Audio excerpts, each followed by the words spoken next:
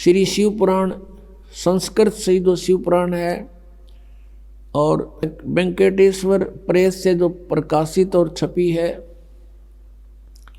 उसमें आपने देखा कि ये काल कह रहा है ब्रह्मा और विष्णु को, यू आर नॉट गॉड, तुम ईश नहीं हो, तुमने गलती से अपने आप को भगवान मान लिया।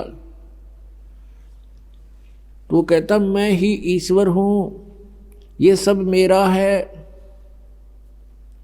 यहां परमात्मा कहते हैं स्वयं आकर के बताया है, और जिन महापुरुषों को वो मिले हैं उन्होंने उस परमात्मा की गवाही दी है। परमात्मा कहते हैं मुल्ला माया मग में बैठी अनसा चुन चुन खाई, ये ज्योत स्वरूपी कहे निरंजन में ही करता भाई। एक न करता दो ना करता नौ ठहराए भाई, और 10वां भी धुंधर में मिल जा सत कबीर दुहाई। ये ज्योत स्वरूपी निरंजन कहता मैं हूं परमात्मा, ये सब कुछ मेरा है। तो गरीबदास साहब जी कहते हैं कि परमात्मा के बारे में तो हमें जानकारी भी नहीं। ये ज्योत स्वरूपी कहे निरंजन, ये काल कहता मैं ही करता भाई, हमें मूर्ख बना रहा है ये। और एक न करता दो ना करता, ये 9 करता ठहरा दिए, 9 अवतार ये सारे भगवान। और कहते 10वां भी धुंधर में मिलेगा, एक सत कबीर दुहाई।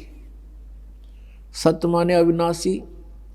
क्या बताते हैं कि जैसे श्री राम श्री कृष्ण और अन्य ये 9 अवतार मानते हैं, कहते हैं वो सब यहाँ मृत्यु को प्राप्त होकर गए हैं। और 10वां निकलंक नाम से आएगा राजा हरिश्चंद्र वाली आत्मा। और परमात्मा ने बताया कलयुग के अंदर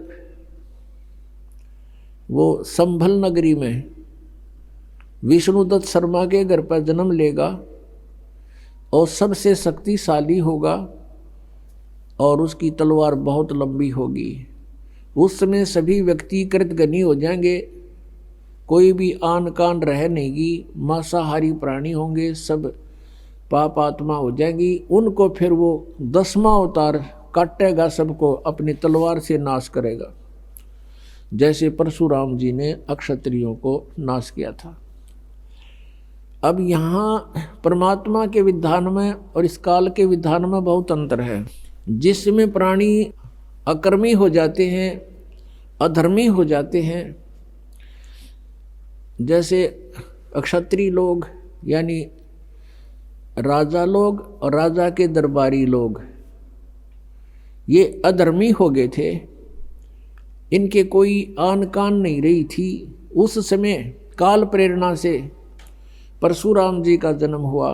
परशुराम जी ने फिर उन दुष्टों को सबको काटा, मार डाला। अब ये विधान है इस काल का कि निकम्मों को ऐसे सेट करना है, और परमात्मा का विधान है कि किसी बुरी आत्मा हो, अब वो अज्ञान से बुरी होगी और इस तत्व ज्ञान से वो ठीक हो जाएगी।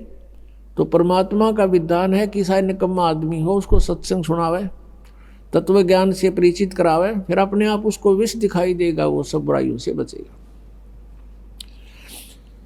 लेकिन काल उस तत्व ज्ञान को नहीं चलने देता, उसको डर बना रहता है कि इससे परिचित होने के बाद प्राणी यहाँ नहीं रहेगा। इसलिए वो लोकवेद सुनाता है, अपने दूतों को भेजकर सारी जनता को भ्रमित करवाता है, और जिसका अभी तक हम दुष्परिणाम भोग रहे हैं। अब 10वां अवतार जो आएगा, अब राजा हरिश्चंद्र की आपने कथा सुनी हो, वो कितने पुण्य आत्मा थे, कितने धर्म आत्मा थे, और किस प्रकार वो अपनी मर्यादा का पालन करने वाले थे।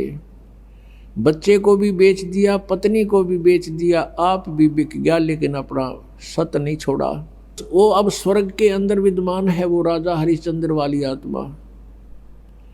कुछ पुनों को तो वहाँ नाश करवा दिया उसका स्वर्ग में, और फिर उसको श्रृंगार कर भेजेगा, 10वां अवतार बनाओगा, और उसकी के ड्यूटी लाओगा काल के इन सब को काट दे, जितने भी प्राणी बकवादी हो गए उस टाइम एंड ऑफ द कलयुग।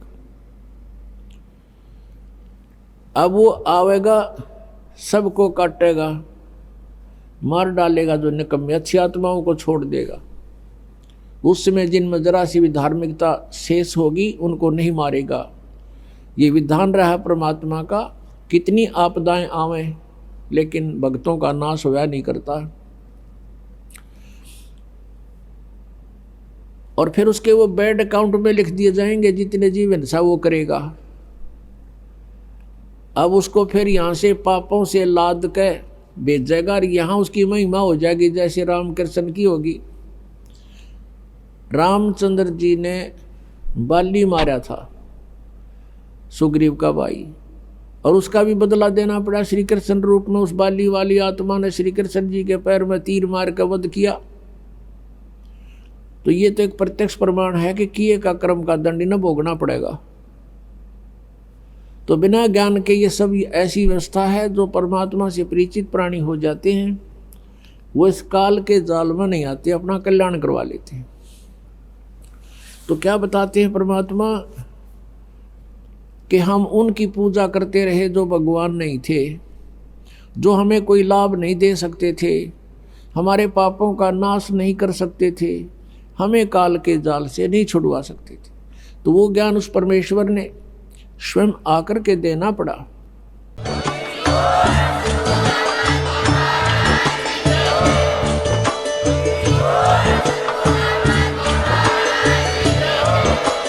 आप सुन रहे थे जगत गुरु तत्वदर्शी संत रामपाल जी महाराज जी के मंगल प्रवचन। अधिक जानकारी के लिए विजिट कीजिए हमारी वेबसाइट www.jagatgururampalji.org। संत रामपाल जी महाराज जी के शुभ आशीर्वाद से पूरे विश्व भर में 500 से भी ज्यादा नाम दीक्षा केंद्र हैं, जिन पर संत रामपाल जी महाराज जी द्वारा ऑनलाइन निशुल्क नाम दीक्षा दी जा रही है। अपने नजदीकी नाम दीक्षा केंद्र का पता करने के लिए संपर्क करें 8222880541।